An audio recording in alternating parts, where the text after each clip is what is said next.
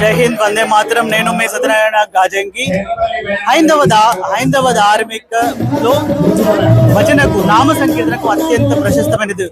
హైందవ ధర్మము పరిడవిల్లింది అంటే నామ సంకీర్తన అనేది చాలా ప్రశస్తమైనది. శైవ, వైష్ణవ, శాక్తేయ, గానాపత్య, స్కాంద షణ్మతాలు, అంతేకాకుండా భగవంతుని యొక్క తత్వము, నామం యొక్క తత్వము, జీవనం యొక్క తత్వము తెలియచెప్పడానికి పాట అనేది చాలా ప్రశస్తమైనది. అలాంటి పాటలను, ఇలాంటి భాగవతోత్తములందరూ ఎందరో వారి యొక్క హృదయంలో వారి యొక్క నామాన్ని నిగూఢపరుచుకొని ఈ రోజు వారు ఎన్నో భాగవత కథలు, భాగవత పాటలన్నీ అలవర్చుకున్నారు. వీళ్ళందరూ ఎంతటి అదృష్టవంతులు! సాక్షాత్తు భగవంతుడు వారి హృదయంలో నిలిచి ఇలా భాగవతోత్తముల మధ్యన మనమందరము ఉండి చేరడం అనేది చాలా ప్రశస్తమైనది.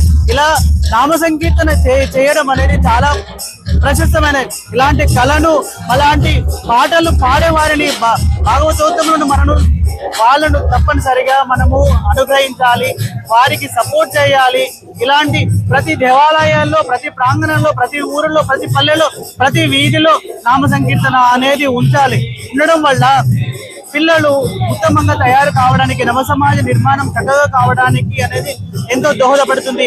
నామము అనేది మనిషి యొక్క మెదడును చక్కగా పరుస్తుంది, భక్తిని పెంచుతుంది, ధార్మికతను పెంచుతుంది. అలాంటి భాగవతోత్తముల మధ్యన ఇందరు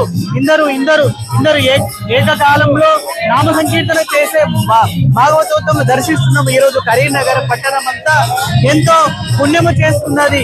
ఈ భారతదేశంలో హైందవ ధర్మము వర్ధిల్లాలి, హైందవ సమాజము వర్ధిల్లాలి, సనాతన ధర్మం పరిడవిల్లాలని ఆ పరమాత్మునికి మనస్ఫూర్తిగా నమస్సుమాంజలు తెలుస్తూ జై హింద్, జై సనాతన ధర్మ కి జై, జై బోలో భారత్ మాతా की जय।